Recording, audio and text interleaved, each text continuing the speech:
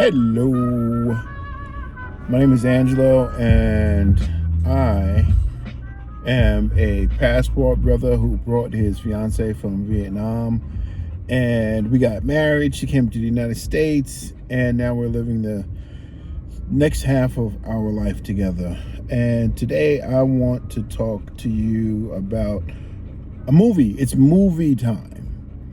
And this is particularly going out to folks like myself who are a little advanced in age, but we find ourselves out there on the job market. Being on the job market right now, if you're like me, it's more, it's less stressful and less anxiety causing than being at your old job. And that's why I've chosen to be in this place. At the end of the day, we always have a choice in what we do, but sometimes we have to sacrifice things so that we can make a choice that's in our own best interests. And then whatever happens after that just happens. If you're like me, if you're out there, if you're over 40, over 50, and you find yourself in the job hunt, in the job market, it seems like the pickings are slim out there, and every news program out there is talking about how people are sending hundreds and hundreds of resumes out, and they're not getting any responses, and all kinds of things like that. And so if you're like me, you got to take it with a grain of salt, because more often than not, we don't have the full picture of what's going on. And so we need to take our personal experience along with the personal experience of someone else that we know closely and what their experiences is, and then try to come up with some sort of like a median point of what the actual thing is going on out there.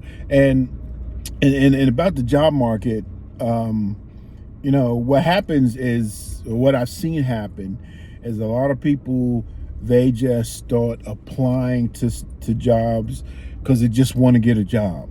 So they start applying to stuff whether or not they're interested in it, whether or not they're qualified, whether or not they're grossly overqualified. They are just applying to stuff.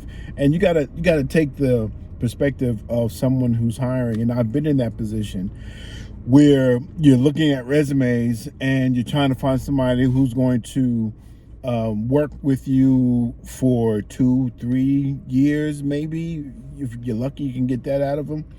And you're looking at 2 resumes, and you got to make a decision. And in the back of your mind, you know that this person with the PhD is not going to stay long, because this is just their backup plan. They're looking for something else. So that's what's going on a lot out there in the job market right now.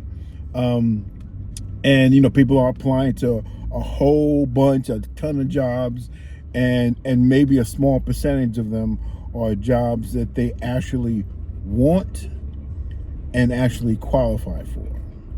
And the same thing goes for the industry that I'm now getting into, which is cybersecurity. And I've already achieved a few certifications. I've been studying quite a bit. But cybersecurity is a massive, massive field.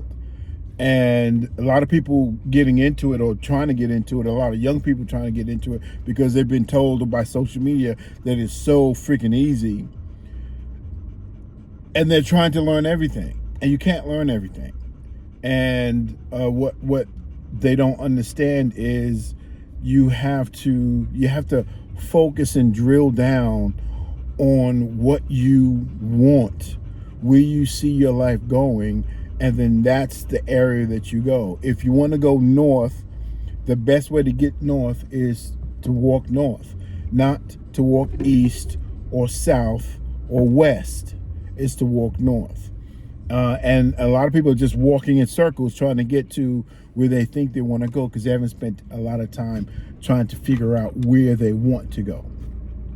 So, and this is especially true if you are older, and you find yourself looking for a job. You just want to get a job. You just want to get a regular income. It's hard to get rid of that employee mindset once it's taken over so much of your life. And then if you're older, everything around you says, hey, you're not going to get a job because you're older. You're too old for this. Nobody's going to want you. Nobody's going to do this. And you start to believe the hype. You start to feel like that's your destiny, that you're going to be this lonely 55-year-old, 60-year-old person who can't get a job because despite the fact that he's hella qualified for it, people around him don't want to work for a 60-year-old man or woman. And this actually kind of speaks to the hypocrisy of, I don't know if it's right wing or left wing or whatever, but diversity as it stands right now is BS, because diversity in terms of the workplace is everything except age. They accept color, religion, sexual appetite, just everything except age. And if that's not the biggest crock of doo-doo you've ever heard, I don't know what else is. But I want to speak to the older folks out there and just give you a bit of a word of encouragement. And I know what I'm about to say is based on a movie, but it's grounded in reality. And the reality is from a science fiction movie of all things, an alien invasion, and it's called Battle LA. And so if you're 40 years old, 50 years old, 60 years old, and you find yourself out back into the job market right now, I want you to listen very, very closely right now. So there's this Staff Sergeant with the United States Marine Corps, hoorah, and he is about to retire after, I believe, 25 years of service. He's ready to retire. So, and he's looking forward to retiring. And he is, doing what most jarhead do, and he is out on the beach running, in Camp Pendleton, and he's out on the beach running, and he's getting lapped by people who's at half his age, and they're calling him old timer and that he can't hang anymore and that he can't do what they do anymore. And he's saying, well, you're probably right. But just before he actually gets to the point of retiring, just before he gets his final paper, there's an alien invasion in Los Angeles. And so everybody gets activated and he's got to go into Los Angeles because all of the military, they're getting their butt whooped by these aliens. And so they are about to just nuke that sucker. And so he goes in there with a small platoon, and their job is to exfil, some civilians, get them out of there. So they go in to do that, and man, they get in there and they get slammed. And the problem is his commanding officer is about half his age and has never seen a battle in his life. So he's going by the book, and they're getting their asses whooped left and right by these aliens. And so finally they break cover. They run for cover. They find cover. They find a bunch of civilians that need to try to get out of there. So now they just decide, hey, let's just get out of here. And while they're trying to get out to a safe location, they're still getting attacked. And everybody's freaking out and everybody's losing their cool. But the old guy knows that there's a job to get done. And whenever there's something that needs to get done, he doesn't hesitate. He doesn't ask somebody else to do it. He doesn't, come up with a reason why he can't do it. He just does it. His mindset is, this thing needs to get done. I'm going to go do it. And so he actually ends up being the first person to take down a small alien like ship that comes after them. He takes them down. And his men, the men still get decimated and decimated and decimated. And then finally he realizes what's happening and why they are losing so badly. And he comes up with a plan for a counterattack. Now his platoon has dwindled into nothing by now. It's just 7 or 8 men out of 30, 40, 50 men.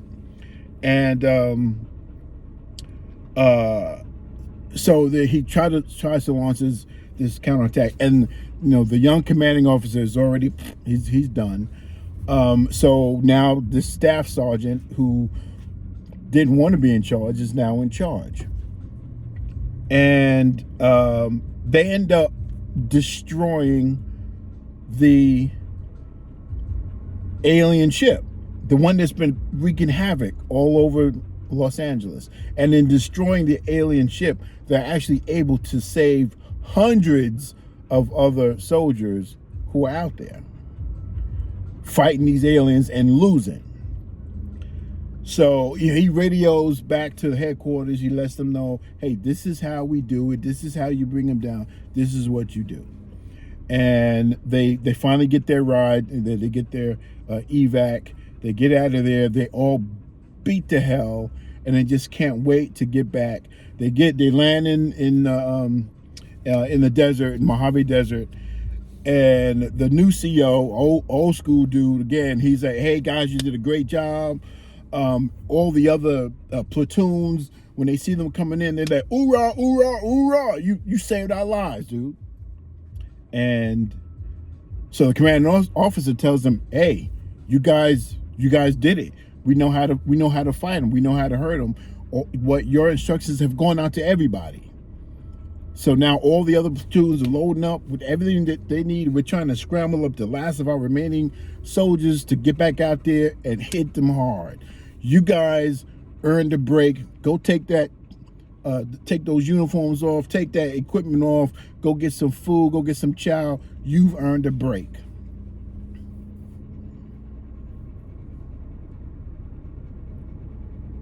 So they go inside the tent. They're drinking water. And they're just relishing the fact that, oh my God, we survived. And Staff Sergeant Nantz, he's sitting there and he's thinking, and he's looking at his team, and he's looking at, he knows that they've been through hell. But he also knows one other thing. There's still a job to be done. So he doesn't say anything to anybody else. He just starts putting ammo in his rifle again. He starts loading up grenades, smoke, but everything. He's just loading up. And at first the others look at him and they're like, what the hell? What the hell is he doing?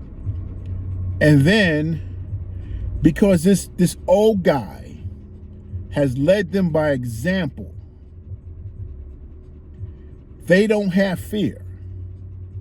And because this old guy has led them by example and shown them that, hey, if there's a job to get done, you put on that uniform for a reason, right? You joined up for a reason, right? So if there's a job to get done, it's not done until it's done. I don't have time to sit back and drink some water. I don't have time to complain about being tired. I don't have time to nurse my wounds. There's a job to get done. But he doesn't say anything to them. He just starts loading up. And all the people around him who are like half his age, they look at him and then they start loading up because they know what's coming. They know we going back out there. We going back to finish this thing. And the commanding officer comes back and say, Staff Sergeant, what are you doing? And he's like, sir, we already had breakfast. That's all he says. We already had breakfast. And then him and his team grab everything that they can and they get back on the next helicopter, going back out into the danger zone. And so I want all the old timers out there to understand that you have an experience, you have a life, you have a work ethic that is unmatched. You have a work ethic that needs to be shared with people around you. You have a responsibility to show them how it's done. So whenever you start thinking, I'm too old, you think about all the things that you have accomplished, all the things that you have put together, all the things that you've survived. You're still here for a reason. You're still here because there's more for you to do. So don't let some social media account or some guru or some news anchor or whomever tell you, oh, you're too old to get a job. You're too old to start a new career. Because you're just getting started. Because the work is not done yet. And if the work is not done yet, you got to go out there and get it done. This is Angelo. Thank you for listening. If you have any comments, leave them in the comment box and we'll talk about it. I got to get these dogs back home. Peace out. See you in the next one.